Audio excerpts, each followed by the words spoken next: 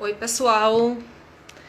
Estamos começando aqui mais uma live para dar continuidade ao nosso projeto das mulheres, das mulheres de pesquisadoras de Pernambuco.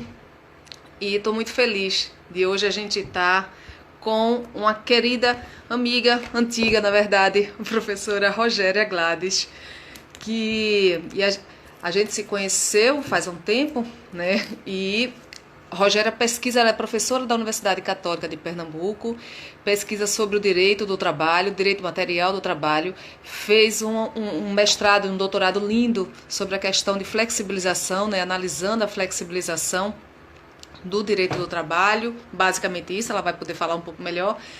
E a gente está nesse momento de pandemia, né? Então eu queria saber dela, chamei para que a gente conversasse como é que está, deixa eu desligar aqui, como é que ela está desenvolvendo as pesquisas atualmente, né? Nós estamos aqui com restrições de locomoção, temos esse privilégio.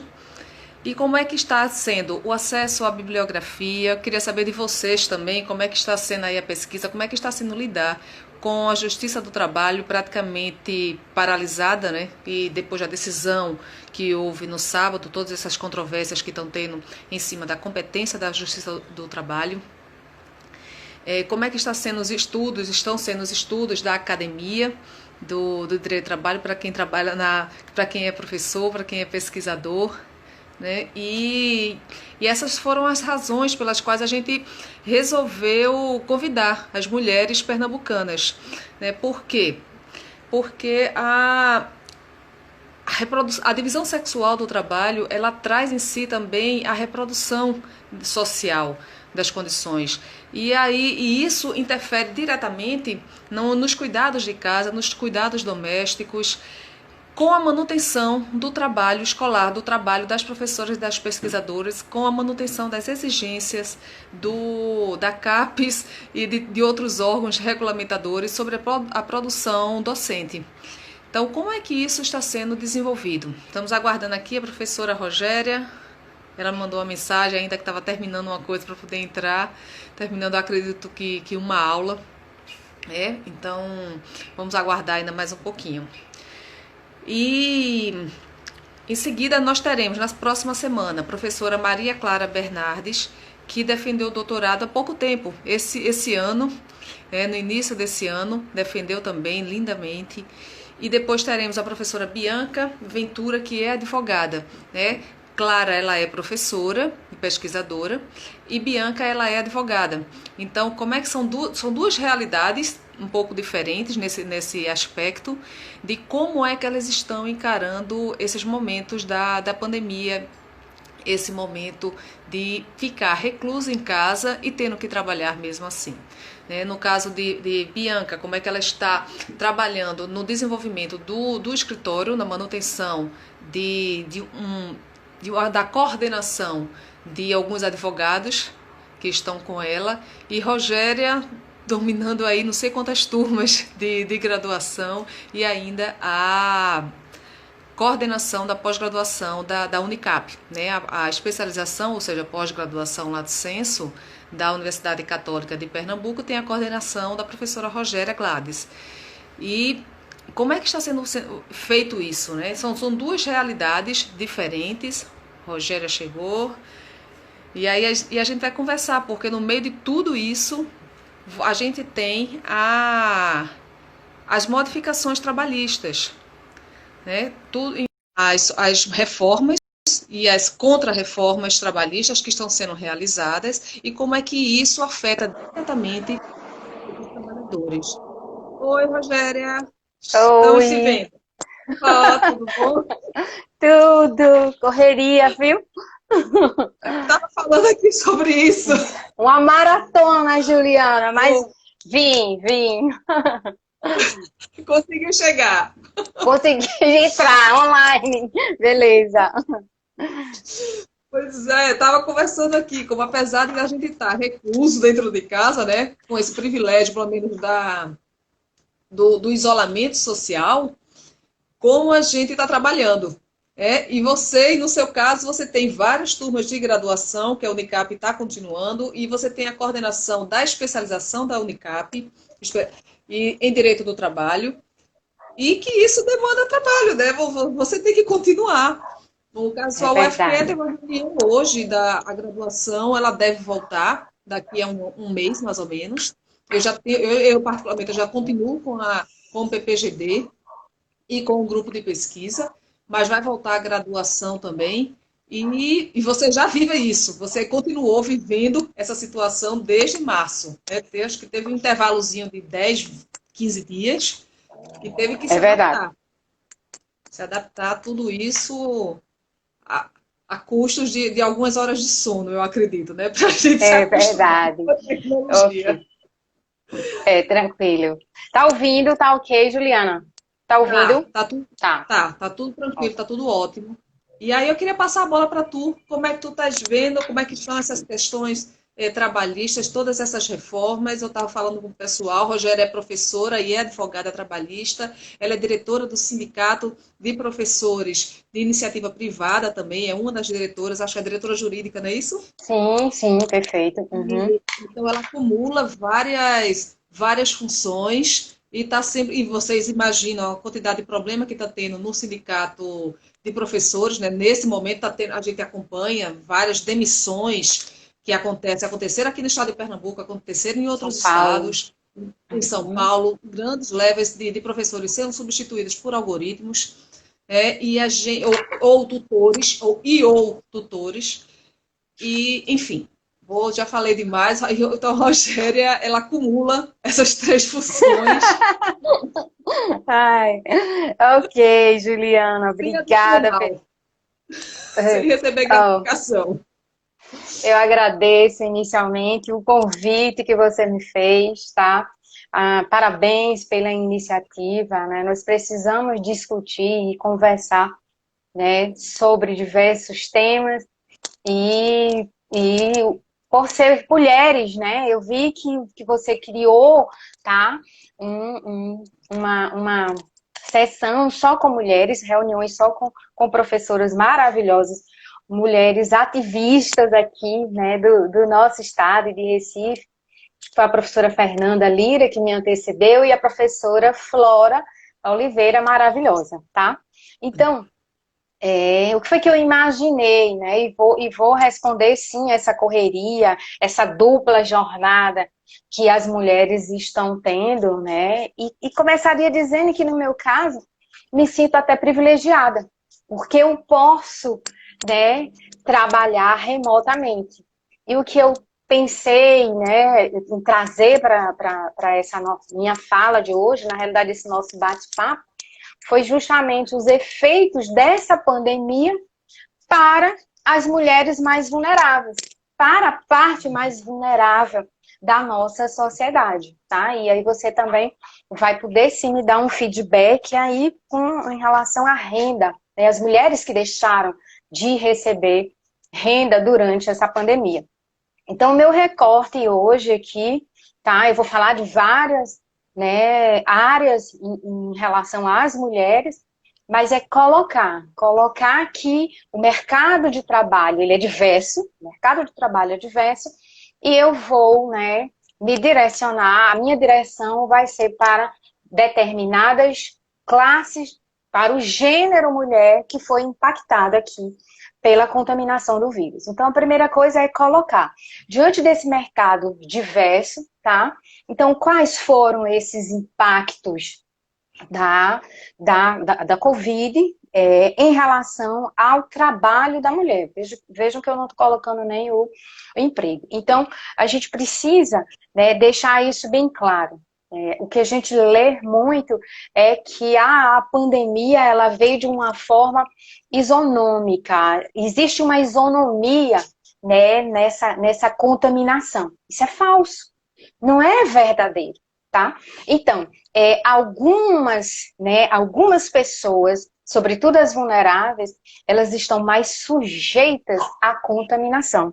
E aí o que a gente está falando são das mulheres, das trabalhadoras, que não tiveram o privilégio e não puderam ficar dentro de casa. certo? Então, essa trabalhadora, ela teve que sair. E aí nós temos várias, né, categorias. Eu falo da mulher que ficou na linha de frente, da trabalhadora que ficou na linha de frente, especificamente as atividades essenciais. E aí eu estou falando das enfermeiras, eu estou falando das técnicas em enfermagem, das médicas também, tá?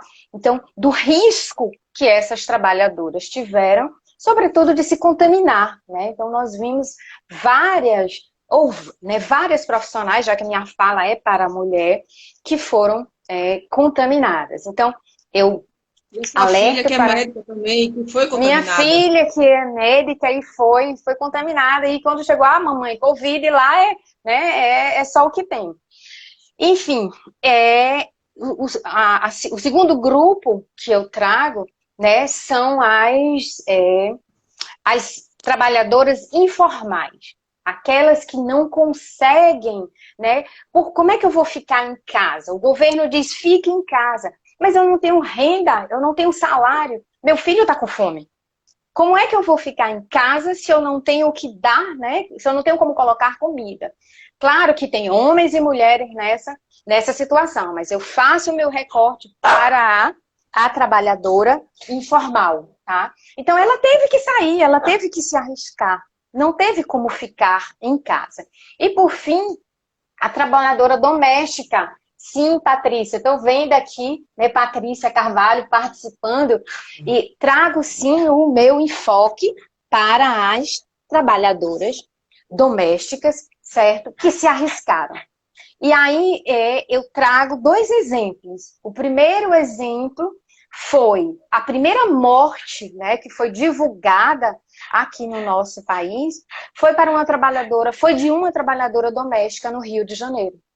Então, essa trabalhadora, ela foi obrigada a continuar cuidando da sua empregadora, que veio, né, da Itália. Então, quem veio da Itália, lá em março, já sabia dos riscos, porque a pandemia, ela surgiu primeiro na China, depois na Europa. Mas essa trabalhadora doméstica, ela não teve o direito, né, a opção de ficar longe, que na realidade era o ideal. Nós sabemos que depois o Ministério Público do Trabalho trouxe notas técnicas que ditavam, né, como os empregadores, sobretudo no trabalho doméstico, a nota técnica 04, quais os cuidados que os empregadores deveriam tomar e afastar mesmo, né? A nota técnica diz quais os tipos de trabalhadores domésticos que seriam essenciais. Então, muitas, e aí eu digo muitas porque a maioria dos trabalhadores domésticos são do sexo, né, feminino, o gênero aí, né, colocando. E aí eu aproveito também nessa mesma temática da trabalhadora doméstica, eu fui lá para o Rio de Janeiro, mas eu não posso deixar de tocar na nossa ferida, que foi a morte do Miguel. Então aqui, né, a morte do Miguel, ela se deu no ambiente de trabalho. A mãe do Miguel é uma trabalhadora doméstica. E naquele dia, levou o Miguel, especificamente naquele dia, porque não tinha com quem deixar. E aí, o que eu quero fazer aqui? Qual o recorte que eu quero fazer nesse caso da mãe do Miguel? Nesse caso, é trazer a responsabilidade da sociedade como um todo, Juliana, e do Estado. Porque eu estava dando uma pesquisada ontem rapidamente, e aí, como é que foi na Europa? Sabe? Então, as trabalhadoras que não tinham como ficar em casa e tinham filhos, então o Estado proporcionou creche para aquela trabalhadora que não tinha com quem deixar o filho. Então, aqui a gente não, né? Eu sei que muita gente falou sobre isso. Olha, como é que obriga a trabalhadora doméstica a trabalhar se a creche está fechada e ela não tem com com quem deixar.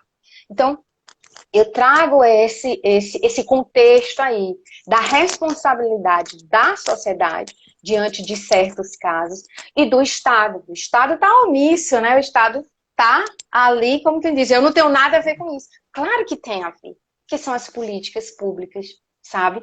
Então, tem muita falta de políticas públicas, sobretudo em relação ao trabalho da mulher. Seriam essas minhas primeiras considerações, e aí a gente tem que pensar, assim, lembrar que existe a necessidade da sociedade fiscalizar as políticas públicas que estão previstas constitucionalmente e muitas delas, vou dizer assim, muitas delas são implementadas, mas diante da questão mesmo de separação de poderes, de estados federados, né, de quem é responsável pelo quê, ela carece de implementação. E eu estou falando isso já dando um exemplo do Fundeb. Eu descobri isso através de uma outra live com o professor Paulo Rubens Santiago, que é professor do Centro de Educação da UFPE, é que já faz 5 ou 6 anos que a idade mínima para colocar a criança na creche é de 4 anos de idade, não é mais de 6, né, como quer dizer, para iniciar os estudos, né, que seria legalmente, na nossa época, era de 6 anos de idade, isso baixou para 4 anos, e dos 4 aos 6 a criança vai ficar numa creche tipo escola. Né? E para isso você tem o Fundeb, que é o Fundo da Educação Básica. E esse Fundeb está sendo repassado para os estados federados, e uma coisa que a gente deve observar é onde é que esse dinheiro está sendo aplicado. Né? Que, por exemplo, em Recife, a gente não viu a abertura de novas creches, de creches públicas. Né? Nós não vimos isso. Eu moro em Aldeia, aqui em Camaragibe também não tem. Na própria Universidade Federal, eu me lembro que quando o meu filho era pequeno, e acontecia, às vezes eu não tinha também com quem deixar ele pequeno e ficava naquele revezamento com o marido e tal para ir dar aula. Quando a universidade ela tem uma creche, mas é uma creche muito reduzida, né, em que você faz uma inscrição para ter o sorteio de quais mães terão o direito de deixar suas crianças ali. E é uma creche ampla e geral para professores e técnicos, não engloba nem o alunado, né, as alunas. Então, é algo extremamente reduzido numa realidade que poderia perfeitamente ser ampliada. Então, e aí você tocou num ponto que é verdade, assim, é a participação do Estado. Qual o papel do Estado? A gente pensar aqui, o que é que a gente pensa como Estado, o que é que a gente pensa que deve ser o Estado. E aí a gente vai para uma das temáticas do grupo, né, que é economia e política, que é política. Né? Isso aí você recai dentro Você entende que o Estado ele deve ser liberal, você entende que o Estado deve proteger de alguma forma as políticas sociais e implementar. O que é que você entende enquanto indivíduo, né? As pessoas, o que é que cada um entende enquanto indivíduo? Porque isso vai repercutir diretamente no seu voto. E esse ano mesmo nós temos eleição. E daqui a 2 anos, se tudo continuar dando certo, a gente vai ter eleição. Então, isso vai repercutir no voto que você vai dar, quer seja no executivo, no legislativo, judiciário não.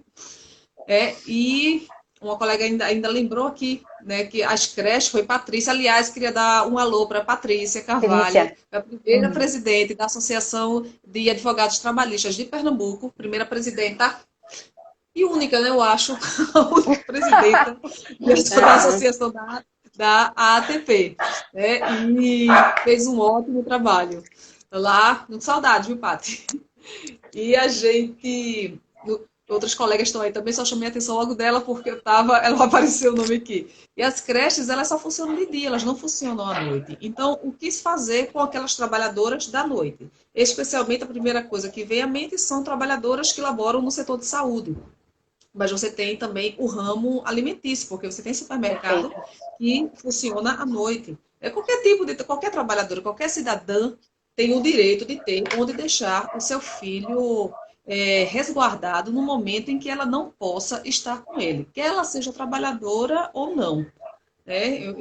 Eu entendo assim. Então, esse papel do Estado é algo que a gente tem que pensar realmente, tem que cobrar. Isso está na mídia, acho que do mundo todo, porque está essa coisa dividida, né, de extrema-direita, extrema-esquerda, centrão, e a gente está no auge dessas discussões atualmente.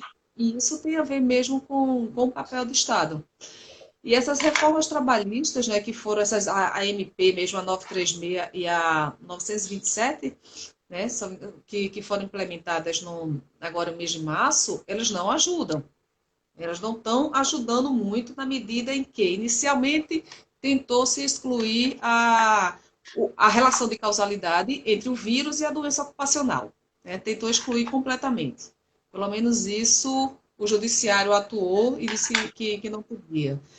Você tem também a impossibilidade das trabalhadoras da área de saúde se negarem a ir trabalhar.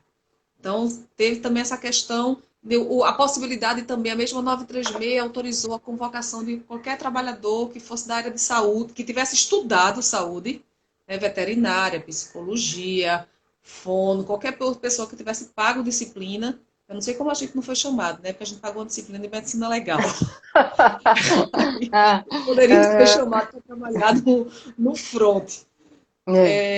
Então, eu fiz uma breve pesquisa que mostrou as trabalhadoras dentre os profissionais de saúde no Brasil, 87% de enfermeiras e auxiliares de enfermagem são mulheres.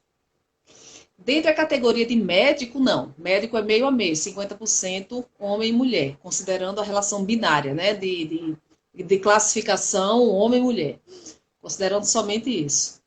Então, e quando você considera a questão salarial, o maior salário pago pela iniciativa privada são para enfermeiras que têm 7 anos ou mais no mesmo estabelecimento hospitalar e que já estão no topo da sua carreira. E aí o salário vai para R$ 5.200, trabalhando 46 horas semanais, considerando até as horas extras. Então, você vê que um patamar máximo, em São Paulo, não estamos falando de Recife. Recife, o valor cai para 4.000 e alguma coisa. É o valor máximo de uma enfermeira com muito tempo no mesmo estabelecimento hospitalar. Auxiliar de enfermagem, a gente sabe que não passa de R$ 2.000, R$ 2.100 no Brasil. E aí traz eu acho que a gente pode pensar e refletir já uma outra questão, que é o porquê que esses salários de trabalhadores da área de cuidados, ele é baixo. Né? Será que isso tem a ver, e eu já dei a resposta, que eu acho que tem os estudos que mostram que sim, que isso tem a ver com a habitualidade de preenchimento dos cargos, das funções de cuidado com o gênero feminino. Perfeito. Então, historicamente, quem é que cuidava dos hospitais, quem cuidava era a Santa Casa de Misericórdia, que era composta de freiras, né? E aí estendeu para as mulheres que eram viúvas ou que eram solteiras e queriam cuidar os cuidados, as enfermeiras em hospitais de campanha em época de guerra, aí você ia para a mulher. Então, historicamente, você pega essa coisa de cuidado ou ensino, né? Quem é que ensina, especialmente o ensino básico? A mulher. E aí, coincidentemente, está dentro dos salários mais baixos, né? Então, tem aí, a gente tem que começar a refletir sobre essa perspectiva. E aí eu queria jogar de novo para você. Como é que você vê essas questões das reformas, contra-reformas trabalhistas que foram feitas agora em março? Tranquilo. Como é que tu vê isso? Eu vou pegar 3 pontos aí e trazer para a reforma trabalhista. A questão da ausência do Estado, nós sabemos que passa pelo modelo econômico. Então, antes mesmo da pandemia, nós já estávamos, né, diante de uma crise financeira. A crise financeira, ela só agravou. Na realidade, a pandemia, ela só acentuou um problema que já existia aí há um tempão, que é a questão do capitalismo financeiro, que é a questão do neoliberalismo, né, que nós estudamos bem isso lá no mestrado, no doutorado. E o que o neoliberalismo faz? O que ele quer? Ele quer realmente retirar a mão do Estado. Tá? Então, ele retira a mão do Estado e joga para o mercado, né? O mercado é que vai ditar as regras, vai ditar as normas, e isso é um perigo muito grande, porque o Estado, ele quer sair de cena, mas o Estado não pode, é papel dele, está lá na Constituição, né? Em relação aos direitos humanos, sobretudo aqui em países em desenvolvimento. Então, a primeira, né, observação é essa. Nós já estávamos, sim, num ritmo de crise, o desemprego já estava alto, e tudo isso acentua, agrava mais os mais vulneráveis. E aí, coloca-se aí, vamos colocar as mulheres, os jovens e os negros, certo? Então, é preciso combater, né, esse neoliberalismo da forma que ele vem, sabe, passando por cima e tratando os invisíveis. Então, os invisíveis apareceram. Quem são esses invisíveis? Esses que o Estado tinha esquecido, e eles estão agora, ei, eu preciso de auxílio emergencial. E o Estado se viu com essa bomba, né? Eu estou falando especificamente do Brasil, de um governo que não quer assumir esse papel, sobretudo esse, né, que é um desgoverno. Então, tanto que primeiro, não, vamos dar um auxílio de 300, e aí depois, não, o Congresso foi e disse, vamos dar um auxílio de R$ 600. Então, eu toco aí o dedo nessa ferida. E fazendo um link com o trabalho, nós já estávamos no auge da precarização com a reforma trabalhista. A reforma trabalhista, que é de 2017, retirou muitos direitos dos trabalhadores. Faço um link com o sindicato, tá? A força do sindicato também vem sendo testada, e lá na frente vou falar sobre isso, e faço uma ponte com os movimentos sociais e os movimentos feministas, tá? Mas, enfim, então já tínhamos crise, a crise já estava aí, já tínhamos milhares de desempregados, sim, e o Estado meio que fazendo de conta que não estava vendo. Então, como diz Boaventura Souza Santos, a pedagogia do vírus é cruel. Então, nós estamos sendo obrigados a encontrar soluções da forma mais dolorosa possível. Porque aí entra no teu tema. Por que o Estado não pensou antes nessas pessoas que são invisíveis e proporcionar essa renda para esses esses trabalhadores, ou que na realidade hoje esse grupo, porque o que espanta hoje, o que causa um certo receio, Juliana, nós temos um percentual de desempregados, então eu trouxe aqui hoje 12,2% de desempregados no Brasil. Essa taxa, na divisão de gênero, mulheres, a taxa é maior.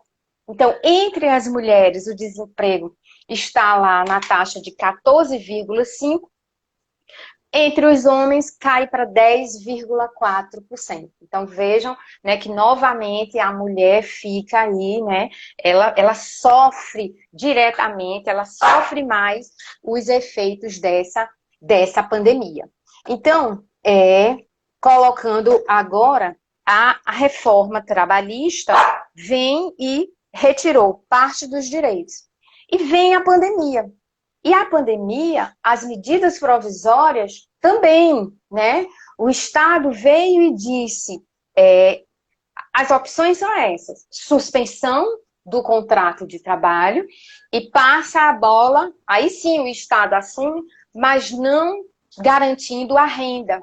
Vai ser de acordo com o seguro-desemprego. Ou a redução da jornada e, consequentemente, a redução do salário. Perfeito. Só que, se você for ler direitinho lá a medida provisória, a empresa ela não é obrigada a complementar o salário que foi reduzido. Quando eu fui ler de novo, ela poderá, né? Então, poderá, não deverá. Eu fui, né? Então, assim, eu fui... salário fui... 10 mil, reduzido para 2 mil, não tem nenhum problema. Então, eu fui muito indagada durante esse período, né? E aí eu disse, minha Nossa Senhora, saiu que a empresa ia complementar, mas ela não é obrigada a complementar. E aí a medida provisória, ela também traz uma norma, uma regra que complicou, que foi a questão do sindicato. O sindicato já vem, né, lutando para se manter. Não estou dizendo, não vou retirar aqui a meia-culpa do sindicato, não, mas foi um ataque, certo? A ideia foi, né, até onde eu escutei, foi a preocupação, claro, com as empresas, mas eu digo, cadê o sindicato? Porque os sindicatos não participaram, né, lá da discussão da medida provisória. E aí veio aquilo, não, o sindicato não vai participar, é acordo individual, porque vai ser rápido, e não foi nada de rápido, né? Nós estamos ainda nessa pandemia, e nada do sindicato participar. E aí, quando se fala em acordo individual entre empregado e empregador, não é acordo individual, é regra unilateral, vamos combinar, né? Você quer assim ou você quer ser Você quer a ser rua. demitido, né? Então, tudo isso vem à tona. A precarização das relações de trabalho, sabe? Mais evidentes e paralelamente esses efeitos, né, em vários trabalhadores e aí, sobretudo, nas mulheres. E aí, eu já ampliando a questão da dupla jornada e os riscos para a saúde, né, dessas trabalhadoras. Então, voltando para os profissionais da área de saúde, sabe? A pergunta que eu quero deixar é: quem vai cuidar das pessoas que cuidam dos outros? Então, como você bem falou, Juliana, nessa questão de gênero, né, as profissões de cuidadores, né, são, na realidade, mais de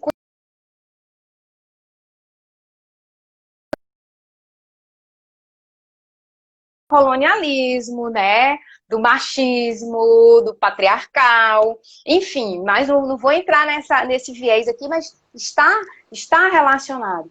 Então, algumas profissões, só mulheres. Por quê? Porque as mulheres são dóceis, né? A mulher é dócil, você espera da mulher, né, que ela seja mais compreensível. Só fazendo um paralelo, algumas empresas estão preferindo contratar mulheres, porque justamente as mulheres são mais calmas, as mulheres, né, dificilmente vai ter São mais aqui dóceis. são dóceis, né, são criadas para isso. Então isso preocupa muito, sabe, essa dupla jornada, os efeitos, né, porque nós ainda estamos intocados, nós ainda estamos isolados. Então, o que nós vamos colher, né, dessa crise de saúde que nós estamos vivendo, sabe? As doenças psiquiátricas, psicológicas, que saldo vai ser esse para essas trabalhadoras? Claro, para esses trabalhadores também. Isso preocupa muito e eu não vejo um retorno do Estado, do governo, sabe? Volto, né? O que foi feito? Que políticas foram feitas para amenizar, né, os impactos dessa pandemia? O Brasil, volto a dizer, ele não adotou, né, algumas políticas que poderiam ter aliviado. E aí, só fazendo um breve link, né, que um dos impactos, a questão da violência, e de novo vem a mulher, tá? As mulheres, elas estão mais expostas à questão da violência doméstica. Então, né, nós víamos diariamente, olha, como é que essa mulher vai conseguir sair se ela está junto do agressor, né? E, novamente, cadê o Estado? Cadê a sociedade, tá? Então, é preocupante. Nós ainda estamos no meio do furacão. Acho que temos que ficar atentos e atentas para cobrar, sabe? Cobrar mais políticas públicas e mais engajamento. Volto, né? Continuo repetindo nós, como sociedade, nós temos, né, que cobrar mais, porque acontece, faz, né, a sociedade faz acontecer. Vou só comparar lá o caso do desempregado do George Floyd nos Estados Unidos. Se as pessoas não tivessem, né, lutado, né, não tivessem lá ido para a rua, o policial não ia ser preso, os outros policiais não seriam presos e não ia trazer à tona, né, a brutalidade do caso, né, que repercutiu no mundo todo. E sobre isso, vamos lembrar que amanhã tem um dia, a paralisação nacional, né, em favor dos entregadores de aplicativo, que está sendo a salvação de muita gente. É de comida, de você pedir para entregar algum documento. Então, são trabalhadores que, aí sim, é majoritariamente masculino, mas que está também na linha de frente da manutenção de todo esse sistema. Se a gente observar, os estados eles adotaram políticas de isolamento social mais voltadas, para a classe média, né, que tem o privilégio de poder permanecer em casa. O estado de Pernambuco ele não conseguiu nem 60% de isolamento, né, de pessoas isoladas, e cabe refletir quem são esses 60% que ficou na rua. Se a gente só conseguiu um isolamento entre 40% e 50%, e alguns, uma semana, conseguiu 53%, né? Mas quem são essas outras pessoas que estavam efetivamente na rua? Elas estavam porque elas queriam ou porque elas estavam dentro daquele rol de atividades essenciais? Que, diga-se de passagem, Pernambuco é um dos estados, foi Pernambuco e Pará, que colocou o empregado doméstico como atividade essencial. Né? Então, a gente refletir sobre isso e sobre esse dia de amanhã, a necessidade realmente de paralisação de apoio. Eu estava olhando que as companhias elas já concordaram em dar um acréscimo por quilômetro rodado. Mas isso é pouco. A gente tem que pensar. Antes da pandemia, mesmo só a título de exemplo, a gente pediu um galeto, alguma coisa aqui em aldeia, e a gente ficou sabendo, o rapaz chegou aqui de bicicleta. E aí a gente ficou sabendo que até 4 quilômetros as pessoas, eles têm que entregar de bicicleta, eles não podem pegar moto nem carro para vir entregar. Isso significa, gente, bicicleta em cima da ladeira de aldeia não é algo fácil que você consiga desenvolver. E o pobre estava pingando pícaros de suor. Então a gente precisa refletir, ter essa humanidade com o próximo. E refletir também assim, para onde é que foi esse dinheiro, né? Porque você estava falando, as trabalhadoras, os trabalhadores e trabalhadoras brasileiros, eles não tiveram esse respaldo do Estado. E para onde é que foi esse dinheiro que está sendo liberado? A gente está vendo propaganda na televisão sobre isso, né? Porque recebeu os R$ 600 do auxílio emergencial. E cabe dar uma olhadinha, porque teve vários problemas nesse auxílio emergencial. Né? Aproximadamente 30 mil pessoas que receberam não precisavam ter recebido, então não precisavam mesmo, pessoas que moram fora do país, pessoas que têm iate, né, que acho que fizeram por brincadeira e retiraram de alguém. Então, cabe a gente pensar nisso. Você tem um problema das mulheres, das mães solo, em que os pais cadastraram o CPF dos filhos e receberam esse dinheiro, e as mães ficaram sem a verba.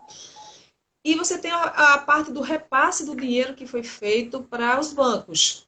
Né? Logo nos primeiros 15 dias, foi veiculado a liberação de dinheiro para banco, que era a liquidez do mercado que eles solicitaram, isso foi veiculado. E esse dinheiro não volta para as categorias que você começou a falar, assim, que é justamente como é que são essas categorias? Você tem também os pequenos empreendedores que precisam manter o seu pequeno empreendimento. É um pequeno salão de beleza, é uma lanchonete, é um café da Rua do Lazer, aquela lanchonete da Rua do Lazer. Né? Então, para onde foi? Quando essas pessoas vão buscar os bancos, os juros que estão sendo cobrados são os mesmos de antes da pandemia. Só está sendo concedido um prazo maior para o pagamento. Mas esse prazo maior não significa que aquela empresa ainda vai existir, vai continuar existindo para pagar aqueles juros. Então, para onde está indo o dinheiro? E aí vai a nossa reflexão. Mais uma vez, né, qual é o papel do Estado? O nosso dinheiro está indo para onde? E E dentro dessa discussão mesmo do auxílio emergencial, a gente lembrar que existe a legislação, a lei da renda universal garantida, aprovada no Brasil. Essa é a Lei 10.835, 2004, que estabelece o pagamento de uma renda de forma incondicional.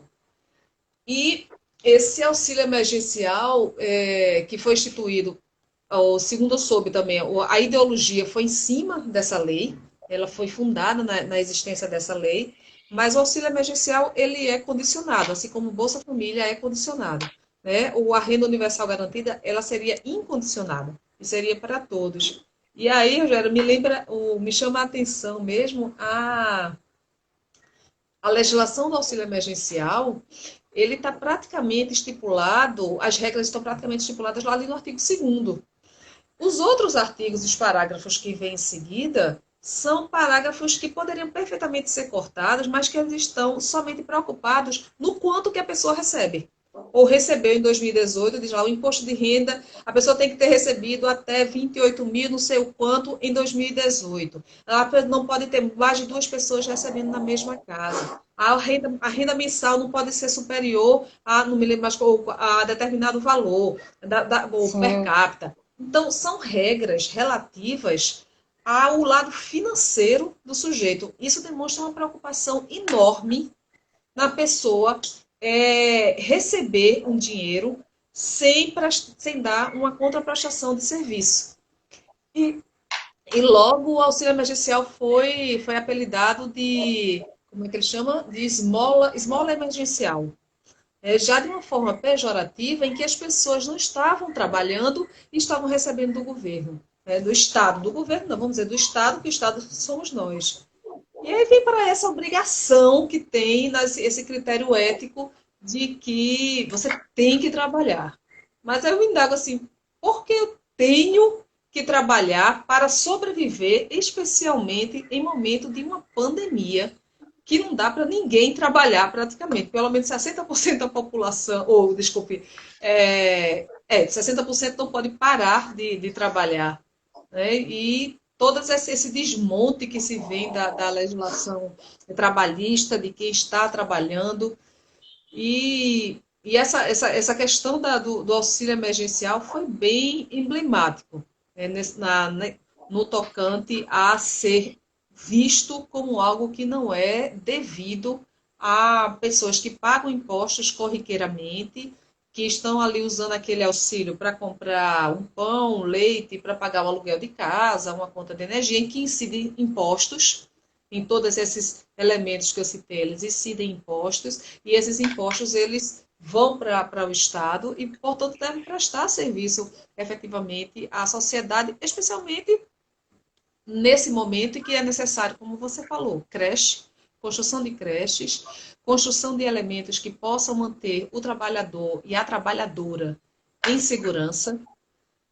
No meio hospitalar, teve as denúncias, inexistência de equipamento de proteção individual, insuficiência de produtos de álcool gel, de produtos de higiene, insuficiência do capote, das máscaras. Então, onde é que está o Estado? Vou pegar de novo aí, né, alguns recortes da tua fala.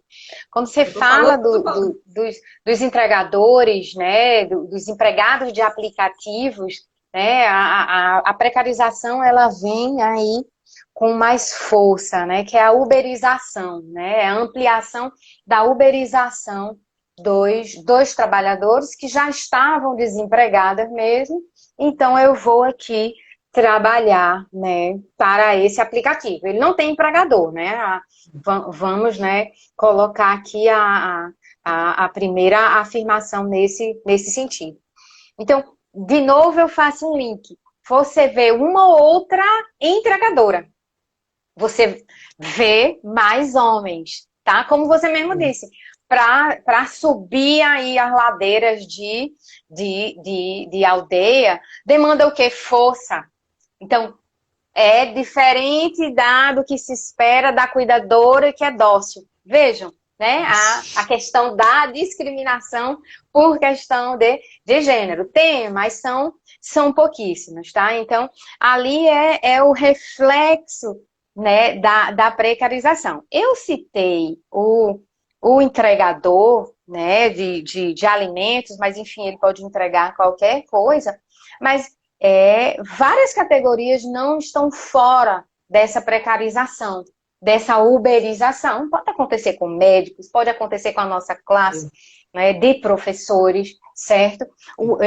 Fazendo um link agora com o sindicato, são inúmeros os professores, né, que estão sofrendo os efeitos da pandemia. Não é fácil trabalhar, né, em casa, trabalhar com filhos, com a família, né, e cadê o suporte para manter esse professor, essa professora, né, em condições de dar uma aula e não afetar tanto a sua vida pessoal, sabe? Então, me preocupa muito essa questão da saúde mental do professor, sabe? Desse excesso, da sobrejornada. Na realidade, eu trago aqui a questão do direito de desconectar. Então, né, os professores, alguns, eles estão parecidos com esses rapazes do aplicativo. Fica direto no celular, fica direto no notebook, vai dormir de madrugada, meu Deus, e eu tenho que me lançar, enfim. Preocupante. É preocupante porque a gente sabe que o corpo manda conta, né, Juliana? A saúde do trabalhador. É isso que eu estou dizendo. Nós não sabemos ainda, nós não recebemos ainda a conta da pandemia. A conta vem e vem alta. E vai para onde? Para a Previdência. Termina retornando para a gente. Então, essa questão da uberização aí para né, todas as categorias. Eu gostaria de reforçar, né? Embora o vírus afete a todos, mas ele afeta, né, determinada classe, né? O vírus, né, a pandemia, ela tem classe, na regra geral, ela tem cor. Qual é a classe social que sofre mais? Vamos para São Paulo? Aonde é que o índice de contaminação está altíssimo? É na Brasilândia. Será que as pessoas que moram nos jardins ou nos bairros chiques? Claro que tem, mas não tem tanto, né, como as comunidades mais carentes, aonde o Estado é ausente. Cadê o saneamento, né? Como é que eu vou lavar as mãos de instante em instante se eu não tenho água? Se a água só chega um dia sim e outro não, né? Então, são questões que aquilo que eu disse, a pandemia, ela desmascarou, né? Ela trouxe para balançar mesmo, e a gente não pode ficar inerte. Repito, a sociedade não pode ficar inerte. Então, lembrando desse cenário, sabe, Juliana? Eu disse o percentual dos desempregados, mas agora eu lembrei do termo. Mas nós temos um percentual muito maior de desalentados. Né? E quem são os desalentados? São os que nem saem mais para procurar emprego. Porque eu não vou conseguir emprego, sobretudo numa pandemia. Eu ainda corro o risco de adoecer, certo? Trabalhadores com... Perfeito, Yuri colocando aí, beijo, Yuri. Né? Metas inalcançáveis, né? Enfim, tivemos que abrir, né, antes do tempo, mas ainda por cima essa pressão, né? Vai ter que abrir por causa da economia. E quantas vidas? Eu passei o final de semana, né, olhando os números. Confesso que hoje eu não vi, mas eu estava assustada, porque sábado e domingo já eram 57 mil mortes, não foi isso? No nosso país. Já mais morte do que a guerra da Síria. Perfeito. E aí eu disse, minha Nossa Senhora, né, daqui vai chegar já em 60 mil aí, porque não conseguimos fazer o dever de casa, né, direito.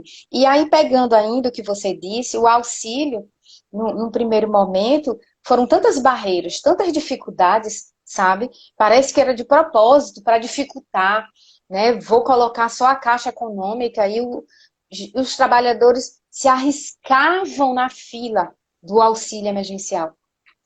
Acho que eles só começaram a se preocupar quando os próprios funcionários da Caixa também, sabe, Juliana? Foi uma contaminação altíssima dos bancários, sabe? Porque não se teve um cuidado, o governo não soube administrar, planejar a distribuição desse auxílio, e a gente volta, né, ao início da nossa conversa, como se não fosse obrigação, é dever, pois é, Patrícia, e daí, a questão do era uma gripezinha, e nós estamos aqui, né, recolhendo aqui, nós estamos sofrendo as consequências da falta de levar a sério mesmo, né? O governo não levou a sério. Nós estamos sem ministro da saúde, né, minha gente? Como é que se... Há mais de um mês. Há mais de um mês estamos com um secretário que considera o Nordeste como hemisfério norte, né? Nós temos o clima da Europa, segundo ele. Então, e é isso mesmo, assim, você lembrou a história do aplicativo, lembra assim, que isso ainda exclui moradores de rua. Temos um grande problema, que são Recife tem aproximadamente, eu anotei, 8 mil moradores de rua, que viviam de esmola, de comida, né, dado por outras pessoas, né, da solidariedade humana. E você não pode pedir que um morador de rua tenha pacote de dados, tenha um celular, ainda mais tenha um pacote de dados para acessar um sistema, gerar um e-mail, porque você precisa do e-mail, acessar diretamente o e-mail e fica gerando uma senha e um código, e diga se você é um robô, digite aqui onde é que tem ônibus, onde tem faixa de pedestre para provar que você não é um robô. Né? Então, existem esses vários problemas de inobservância da sociedade em que se vive. E no meio de tudo isso, você falou em negócio da água, eu me lembrei, em meio de tudo isso, tem a privatização da água e do saneamento. A gente vai fazer também um trabalho, aí está acabando o tempo, por isso que eu estou olhando aqui o relógio, vamos fazer um trabalho, um seminário sobre privatização da água. É uma coisa que prejudicou, ou me impressionou muito, como é que se autoriza, como é que o Senado Federal e alguns partidos políticos dizem que isso vai permitir a socialização da água. Né? Quando você já tem dados de outros países e alguns estados brasileiros que já autorizaram, que somente 12% da população tem água encanada. E saneamento. Então, como é que você vai imaginar que uma empresa privada que objetiva ter lucro, por que razão ela vai instalar todo um sistema de saneamento e água num bairro considerado extrema periferia de Pernambuco, de Recife? Quando ela pode instalar, aumentar em Boa Viagem ou em Casa Forte? Quem é que vai pagar maiores valores de água, ou melhor, quem é que vai pagar a conta de água? É o morador de Casa Forte e Boa Viagem ou é o morador da extrema periferia pernambucana? Então, isso em meio à pandemia, que as pessoas precisam lavar as mãos, precisam tomar banho quando chegam da rua, precisam lavar as roupas e se higienizar adequadamente. Então, isso me preocupa muito. A gente deve estar fazendo um seminário de forma emergencial, acho que não sei se no máximo semana que vem, mas eu vou tentar até essa semana já com um pessoal, um engenheiro da Compesa, a respeito desse assunto, já junto também com o pessoal da UFAL, da Universidade de Alagoas. Excelente, Juliana. E tem que ser feito mesmo. E só um dado que eu pesquisei em relação à questão da privatização, para variar, nós estamos indo na contramão dos países que já adotaram essa medida.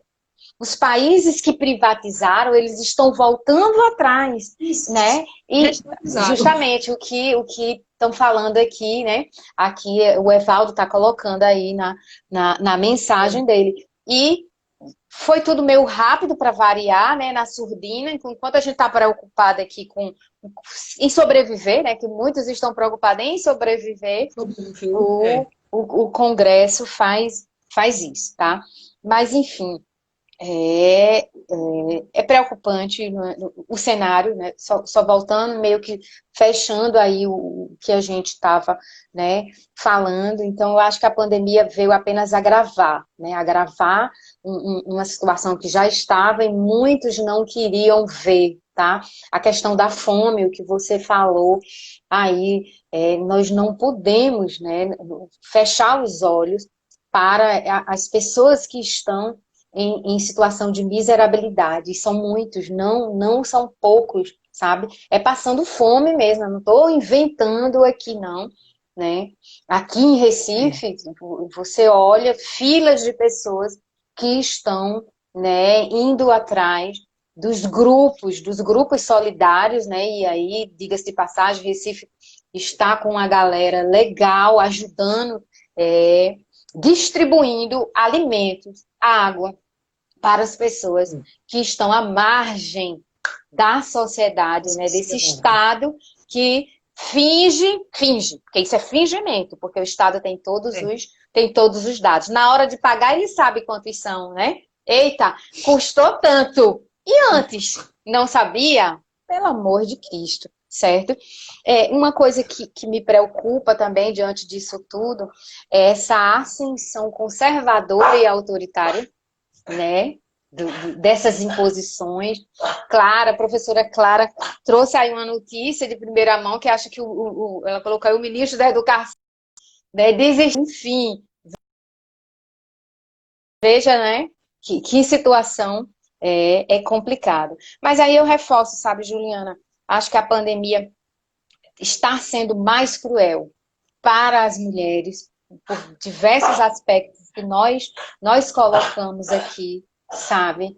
E se a mulher e a mulher negra, né, a dupla discriminação, eu lembro que só colocando aqui um tema, na semana passada foi Flora, né, que está aqui nos assistindo, e o tema de Flora, né, sobre, né, a escravidão, certo? E durante uma semana nós vimos que em São Paulo uma trabalhadora doméstica foi resgatada, né? Você viu em situação análoga a de escravo. Então, muito ainda a ser feito, sabe?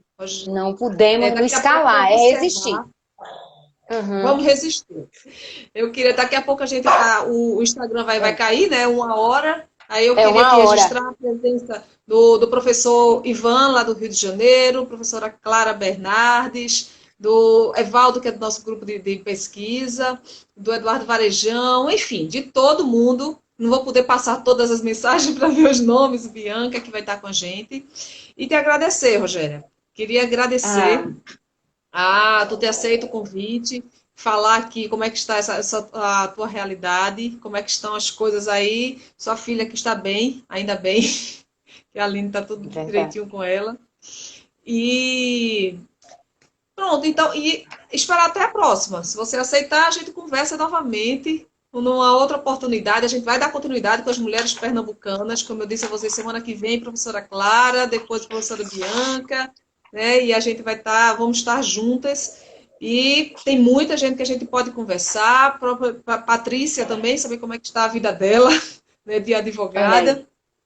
Yuri. E depois outras mulheres brasileiras, que são mães e que estão acumulando essa realidade aí de pandemia, de pesquisa, de trabalho e de maternidade, e de trabalho de casa.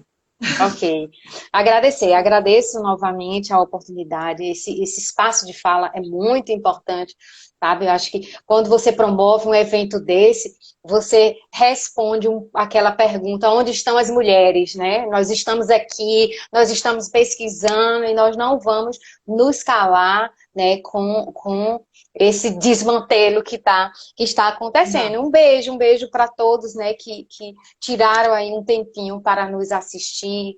Cláudson, Yuri, professora Flora está aqui, né, nos assistindo, tá certo? Então, um beijão aí para todos, tá certo?